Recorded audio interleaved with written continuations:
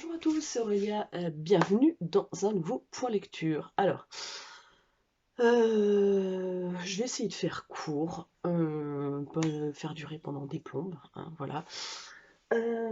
Donc, j'ai 5 livres à vous présenter, donc les 5 derniers que j'ai lus.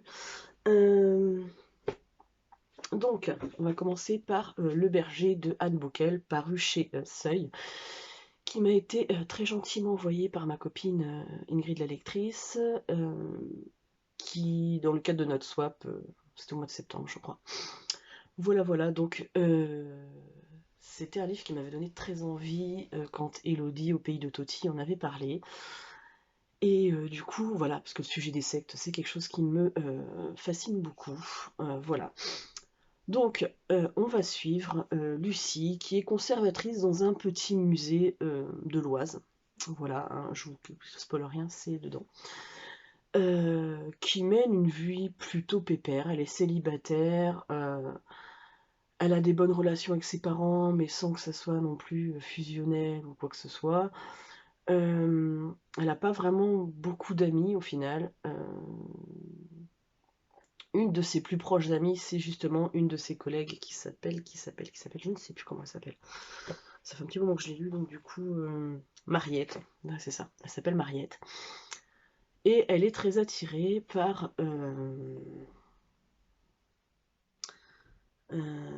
comment dire, comment il s'appelle lui? Euh,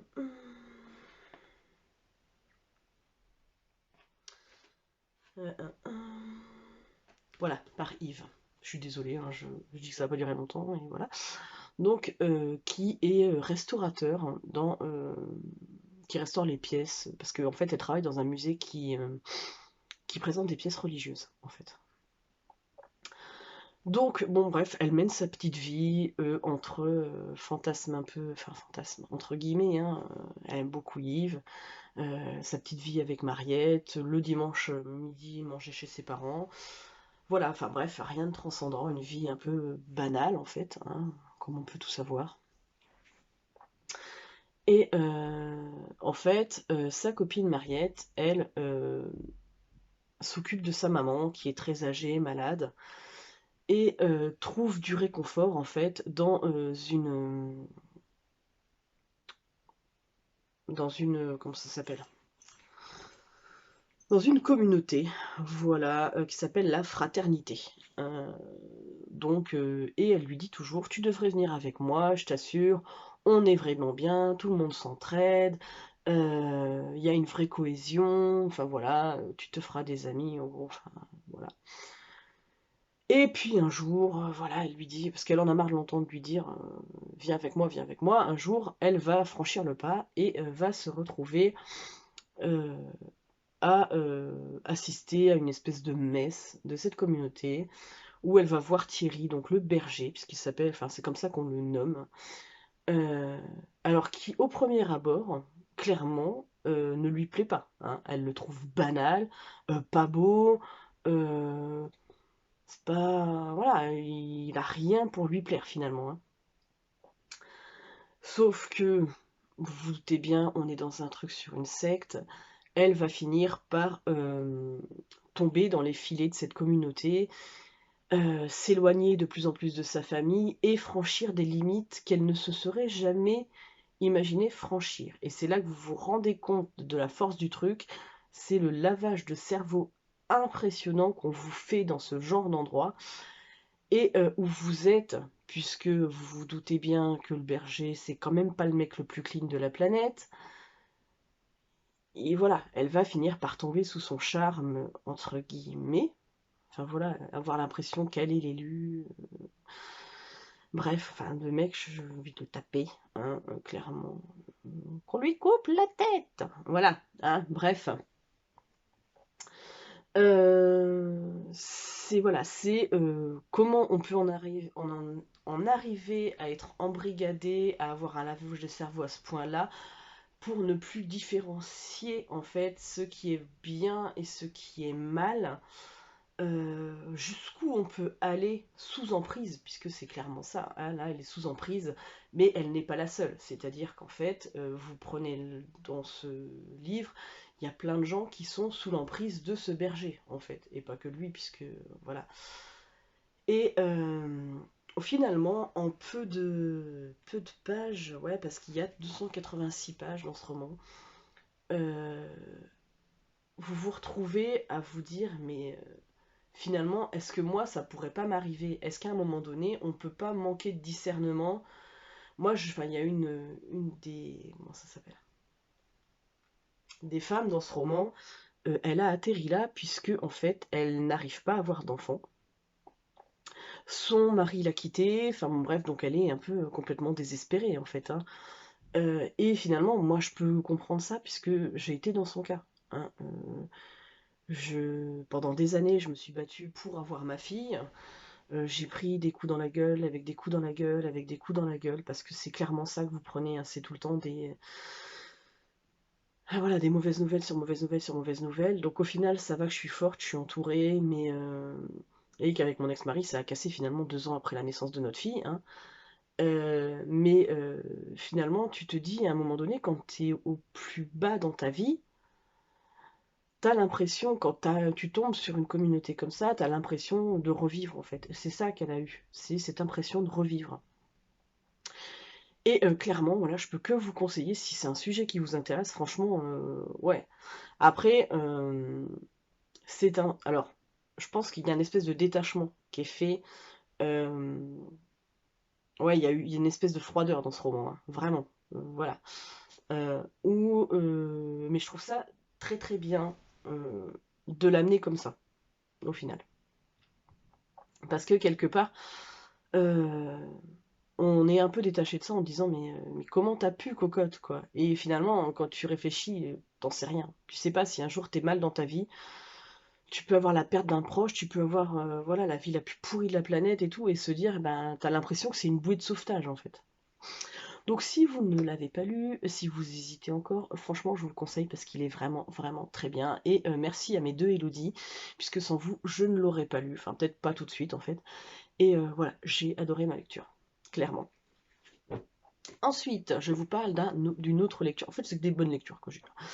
Les Royaumes du Nord, donc le premier tome d'À la croisée des mondes de Philippe Pullman. Donc on va suivre Lyra, qui est une petite fille qui est élevée au Jordan College.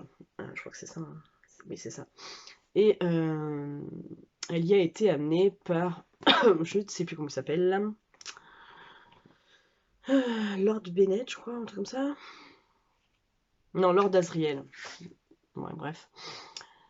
Et donc elle est élevée là-bas par bah, tous les érudits en fait. Mais elle n'a pas vraiment d'éducation, c'est-à-dire qu'elle prend des trucs à droite, à gauche, on lui donne des choses, voilà, mais sans qu'elle ait vraiment d'éducation. Et un jour, donc elle va entendre parler Lord Asriel aux érudits de certaines choses qui concernent la poussière. Donc en fait c'est quelque chose qu'on aurait en nous, hein, et, euh, et elle va voir qu'il y a une espèce de complot parce que elle va voir l'espèce de proviseur en fait du Jordan College mettre quelque chose dans le verre de Lord Asriel. Voilà, donc elle se dit on va l'empoisonner, donc elle va prévenir Lord Asriel. Bref, et là va s'en découler une histoire, puisque donc lui il va repartir dans ses expéditions polaires pour découvrir des choses sur la poussière justement. Euh, et elle avec son copain, je sais plus comment il s'appelle, bref, un des garçons de cuisine quoi. Euh, Elle va se mettre à la recherche des enfourneurs, donc des gens qui enlèvent des enfants, puisque ils sont amis avec des gitans, et, euh, et un des enfants va disparaître. Et comme il y a plein de rumeurs qui courent sur des enfants qui sont enlevés, bref, ils vont se mettre un peu à la recherche de ça, jusqu'au jour où son copain va se faire enlever en fait. Dans le même temps, ils ont ce qu'on appelle des démons. Alors si vous voyez la petite souris qui est ici, hein, donc Lyra, son démon s'appelle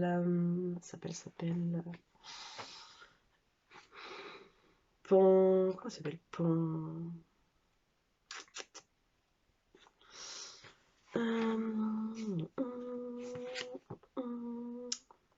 Je sais plus comment il s'appelle. Pantalémon. Ouais, c'est ça. Et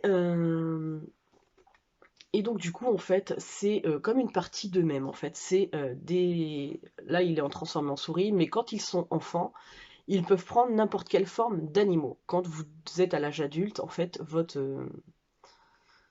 votre démon prend l'apparence un peu de qui vous reflète, au final. Voilà. Donc si vous avez un démon qui a l'apparence d'un caniche, c'est qu'au fond de vous, vous êtes un caniche, quoi.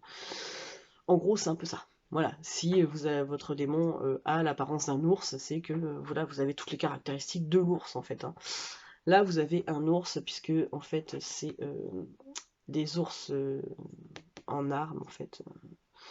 Bref, vous comprenez dans l'histoire. C'est un peu compliqué d'expliquer parce que il y a tellement de choses dans ce roman, il y a beaucoup d'explications scientifiques aussi. Alors moi qui suis pas scientifique, pourtant j'ai beaucoup aimé ce qui était amené. Bref, donc pour revenir à l'histoire, Lyra va se mettre à la recherche de son, va vouloir se mettre à la recherche de son copain, mais dans le même temps, il y a une femme qui va venir pour l'élever. C'est Madame Coulter, je crois qu'elle s'appelle. Et donc elle va la prendre avec elle sous son aile et pour l'éduquer et pour qu'elle soit son assistante. Bref, sauf que la Madame Coulter est bien gentille, mais elle cache beaucoup de secrets. Et donc Lyra va se retrouver à s'enfuir euh, et se retrouver à chercher Lord Asriel. Donc elle va être récupérée par les gitans qui vont l'amener puisque justement ils cherchent leurs enfants. Enfin bon bref, donc elle va vivre des tonnes de péripéties pour essayer de retrouver les enfants, pour essayer de déjouer les plans de Madame Coulter, et finalement elle va se retrouver face à des révélations qui vont l'amener à se remettre beaucoup en question, à remettre beaucoup tout ce qu'elle sait en question. Elle va se découvrir des espèces, pas de pouvoir, mais on va lui confier une espèce de boussole euh, qui prédit un peu l'avenir, en fait. Et elle, elle va savoir le contrôler. Donc bon, bref. Je peux pas vous en dire beaucoup. Alors je sais que mon résumé, il est hyper brouillon, hein. Franchement, voilà. Mais ben, de toute façon, le livre, il y a tellement de choses dedans. Enfin voilà, si vous l'avez jamais tenté, La Croisée des Mondes, mais c'est génial, quoi. Franchement, moi j'ai surkiffé ma lecture. Là, ça a été un vrai, vrai gros coup de cœur. Voilà. Et j'ai très hâte de lire la suite. Finalement, c'est pour ça que je suis en train de me dire, mais qu'est-ce que je lis maintenant? Voilà. Ensuite, j'ai attaqué Le Pays des Contes, le tome 3, L'éveil du dragon, donc de Chris Colfer. C'est paru chez Michel Lafon. Euh, Moi, je crois que le pays, ah non, les Royaumes du Nord, c'était chez Folio Junior, hein. Euh, donc, pour vous expliquer un petit peu, sans aller trop dans le détail, parce que c'est un troisième tome, on suit, au Pays des Contes, on suit Connor et Bailey, non, et Alex, je dis c'est Connor et Alex Bailey, qui sont jumeaux, qui découvrent un jour un livre. Leur papa est décédé, hein, il y a quelque temps, et ils vivent tout seuls avec leur maman qui est infirmière. Voilà, donc elle fait des horaires pas possibles, ils n'ont pas beaucoup d'argent, et ils vont tomber sur un livre. Et finalement, ce livre les transporte au Pays des Contes. Et ils vont vivre des aventures au Pays des Contes, donc avec Cendrillon, Blanche-Neige, Boucle d'Or, le petit chaperon rouge, etc., etc., etc. Et ils vont découvrir au final qu'ils sont les héritiers de la Bonne Fée, puisque leur grand-mère, au final, c'est la Bonne Fée. Alors je vous spoil un peu, hein, parce que voilà. Et donc là, on est dans la digne continuité. Alex, dans le deuxième tome, choisit de rester au Pays des Contes, et Connor, lui, repart dans le monde normal. Sauf que dans le troisième tome, Connor, est appelé par ça, prof, c'est la proviseur, je crois. Enfin bref, il écrit des histoires, lui, donc il est très doué pour raconter des histoires. Et au final, elle va le convier à aller en Allemagne avec elle et quatre ou cinq autres filles, je sais plus, de l'école, pour écouter des nouvelles inédites, enfin des contes inédits des frères Grimm. Voilà. Donc bah, lui, voilà, il va être d'accord, ils vont y aller, bref, il va falloir qu'il gagne les sous pour y aller, mais voilà, il s'exécute, il a envie d'aller justement au contact des frères Grimm, hein, puisque bon, le pays des contes, on sait bien que les frères Grimm s'en sont inspirés, bref, enfin c'est toute une histoire. Et en fait, on est aussi au tout début avec les frères Grimm, justement, qui ont été enlevés par le général Marquis, donc un général de Napoléon, et qui va faire du chantage aux frères Grimm en leur disant mais si vous ne nous emmenez pas, parce qu'ils ont bien vu qu'il y avait la bonne fée, qu'il y avait d'autres personnages et tout ça, ils ont suivi les frères Grimm en fait, et si vous nous emmenez pas parce qu'il veut conquérir le pays des contes, on tuera toute votre famille, machin et tout. Bref. Au final, va s'avérer que les frères Grimm, dans le dernier conte, qui va être dévoilé, vont parler justement de cette armée et d'une malheureuse prophétie qui dit que l'armée va bientôt, au bout de 200 ans, donc quand seront lues les histoires, va attaquer le pays des contes. Bref, donc vous vous doutez bien que Connor va chercher tous les moyens nécessaires et pour pouvoir arrêter cette armée. Donc on va se retrouver dans une aventure rocambolesque où ils vont kidnapper une grand-mère, pardon, lui et sa copine Brick et avec lui dans le voyage. Et c'était trop drôle cette partie-là avec la grand-mère, c'est trop rigolo. Bref, enfin voilà, le pays des contes, ça reste qu'il y a beaucoup d'humour, ça reste qu'il y a beaucoup d'aventures, que c'est, voilà, j'aurais adoré moi lire ça quand j'étais gamine, clairement. Et donc je ne peux que vous recommander cette histoire, sachant qu'il y a un dragon, hein, voilà aussi, dans l'histoire, et que c'était génial. Voilà. Je peux pas vous en dire beaucoup plus, c'est un troisième tome, sinon je vais tout vous spoiler. Déjà, je trouve que je vous en ai spoilé pas mal. Ensuite, j'ai lu Magali Collet, La cave aux poupées. Donc c'est paru chez les éditions Tornada. Donc c'est une maison d'édition que je ne connais pas. Mais je suis bien contente de l'avoir découvert. Donc, là, il y a Erin qui va venir vous dire coucou. Tu fais coucou? Dépêche-toi. Voilà. Au revoir. Et donc du coup, on va suivre Manon, qui est une jeune fille de 22 ans, dont la maman est décédée quand elle en avait à peine 10. Qui vit avec son papa, qui est l'une des pires ordures de la planète, clairement, hein, puisque au final, il va violer sa fille à partir de ouais, 9 ans, 10 ans, c'est ça, bref. Donc elle vit toute seule avec son papa, et je sais pas comment vous en parler, parce que c'est hyper dur comme livre. Elle va se faire fracasser, mais vraiment, c'est-à-dire que des fois il la laisse à 2 doigts de la mort, sa fille, hein, vraiment. Il la prend pour sa femme, sa bonne, la geôlière, puisqu'ils vont enlever d'autres gamines, puisque maintenant sa fille est trop grande, et qu'il lui a promis, entre guillemets, de la laisser tranquille, parce qu'il allait en prendre d'autres, enfin... Mais ça n'empêche pas qu'il la fracasse quand même, hein. Et, euh, et elle va se retrouver être geôlière avec lui.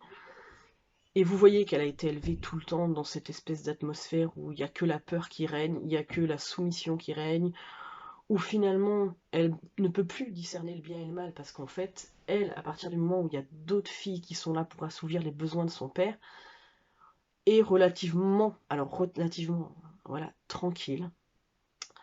C'est-à-dire qu'il la montre plus, hein, clairement, parce que c'est comme ça qu'elle parle, hein, je vous le dis clairement, voilà. Euh, et, euh, et donc, bon, il la tabasse, mais il ne la viole plus. Voilà. Entre guillemets, parce qu'il y a encore des moments où, voilà. Hein. C'est-à-dire que quand les filles, elles ont leurs règles, il va quand même lui passer dessus. Hein. Mais, donc vous imaginez un peu le genre de bonhomme que c'est. Et elle va plus discerner le bien du mal. Enfin, clairement. C'est-à-dire elle va l'aider. Elle pourrait s'échapper. Sauf elle est tellement sous emprise. Elle a ouais, elle a plus de discernement. C'est-à-dire que bah, elle a connu que ça en plus. Hein. Donc elle regarde des trucs à la télé, mais pour elle c'est complètement abstrait. C'est-à-dire qu'elle se dit mais ça peut pas exister. La seule vie qu'il y a, c'est celle que j'ai. Et elle peut plus discerner le bien du mal. Et elle va se retrouver.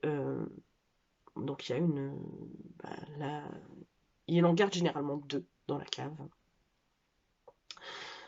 Sauf que ben il va en tuer une des deux puisque elle est en cloque et enfin elle va accoucher, voilà, il va tuer le bébé. Vous vous doutez bien que c'est voilà, c'est pas hyper. Mais ouais, je peux pas tout vous dévoiler parce que sinon.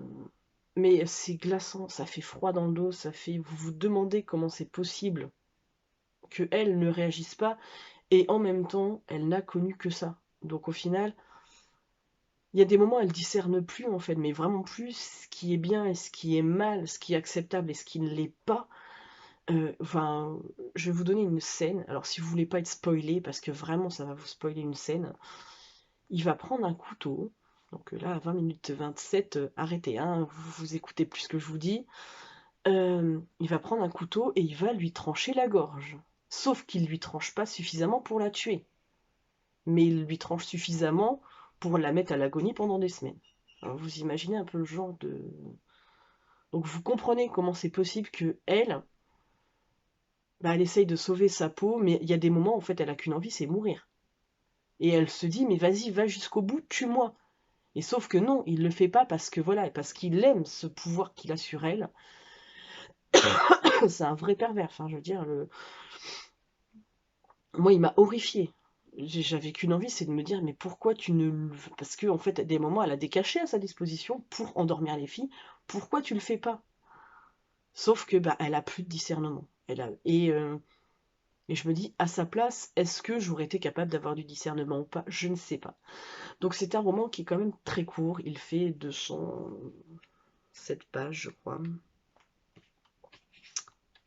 Non, 212, pardon. Je le fais tomber. Mais qui va vous laisser... vous vous dites, mais vas-y, casse-toi, fais quelque chose. Et ça vient pas. Et voilà, et au final, elle va se lier d'amitié avec l'autre qui reste. Alors c'est une amitié un peu bizarre, hein. Mais voilà, et je peux pas vous en dire plus parce que voilà, clairement, c'est en découvrant le roman que vous. Mais clairement, ouais, j'ai adoré cette lecture et je peux que vous conseiller de la lire, quoi. Clairement. Et en même temps, vous vous accrochez à Manon, vous vous attachez à elle, et puis à un moment donné, vous la détestez. C'est mais vraiment très paradoxal comme lecture, hein. Mais vraiment, vraiment, ça mérite d'être connu parce que, enfin voilà. Après, c'est dur, hein. Par contre, ouais, voilà, faut. Il y a des trucs. Merde, quoi. Mais je me dis, ça doit exister quelque part, parce qu'il y a tellement de pervers dans ce monde que voilà. Bref. On va finir sur une note un peu plus gaie. Donc j'ai lu Daryl de N.H. Kleinbaum, paru au livre de poche. Donc c'est un très vieux livre, hein, qui date de 86. Voilà, voilà. Donc qui est tiré du livre, hein, du film directement. Donc on va suivre un jeune garçon qui s'appelle Daryl, qui, alors au tout début, on est dans une espèce de course-poursuite où il est avec un homme qui l'enlève en fait, mais pour son bien, clairement. Ils vont avoir un accident, il va être recueilli par un couple de personnes âgées avec qui il va vivre quelque temps. Mais la femme est malade et elle va mourir. Et le monsieur ne se sent pas capable d'élever Daryl tout seul, il a déjà un certain âge, hein. Donc il va aller le confier aux services sociaux de la mairie. Et Daryl va être placé chez Andy et Joyce, qui veulent adopter un enfant et qui sont en même temps un peu famille d'accueil. Donc c'est le premier enfant qu'on leur confie. Voilà, donc en attendant de retrouver les parents, et si on ne les retrouve pas, ils pourront peut-être l'adopter, enfin bref. Et sauf que Daryl, c'est l'enfant parfait. C'est-à-dire qu'il fait tout bien. En fait, il débarrasse la table, il va faire son lit, il va cirer le parquet, il va se faire à manger. Donc Joyce un peu comprend pas trop parce qu'elle est très attachée à lui, mais elle se dit il est trop parfait. En fait, elle sent pas sa place de entre guillemets mère. Dans le même temps, Daryl va se faire un copain qui s'appelle Turtle, qui est comment dire leur petit voisin. Enfin, c'est le fils des meilleurs amis de Joyce et Andy. Et donc avec lui, il va découvrir plein de choses, hein, qu'il ne connaît pas, puisqu'en fait, il souffre d'une amnésie partielle. Ne se souvient pas de ses parents, ne se souvient pas de sa vie d'avant, voilà. Donc bon, bref, Daryl c'est un anagramme pour logiciel de je sais plus quoi, enfin bref, intelligence artificielle en fait. Et bref, il a énormément de capacités surhumaines, entre guillemets. Il est capable de contrôler les ordinateurs, il est capable de terminer des jeux en un temps record. Il a une intelligence, il dépasse le prof de maths. Enfin, je veux dire, à un moment donné, ils sont dans la classe, il résout le problème avant le prof, quoi. Même pas, il a pas besoin de donner les solutions, c'est déjà fait. Bref, va s'avérer qu'on va venir le chercher. Et voilà, je peux pas tout vous dire parce que sinon ça vous spoil si vous avez pas vu le film. Mais voilà, j'étais très contente de retourner dans ce livre. Voilà, bon, vous vous doutez bien que en fait c'est une intelligence artificielle. Alors il a un corps avec un cœur qui bat, tout ça, mais au niveau du cerveau, c'est beaucoup de processeurs. Voilà. C'est très court, ça fait 126 pages. C'est vraiment tiré du livre, enfin du film, donc voilà, c'est la trame du film, hein, vous avez tout dedans. Et voilà, moi j'étais très contente de replonger dedans, puisque c'était un de mes films préférés quand j'étais gamine. Et voilà, j'ai juste à vous dire que j'ai adoré relire Daryl. Voilà. Bah écoutez, c'était mon petit point lecture, enfin un petit point, j'avais dit que j'allais pas faire longtemps, j'ai fait 26 minutes quoi. Donc voilà, j'espère qu'il vous aura plu. N'hésitez pas à vous abonner, à mettre des pouces en l'air, à me laisser des commentaires, à me dire si vous avez lu un de ces livres, parce que voilà. Euh, Et puis moi en attendant, je vous fais de gros bisous et je vous dis à bientôt pour une prochaine vidéo. Bye!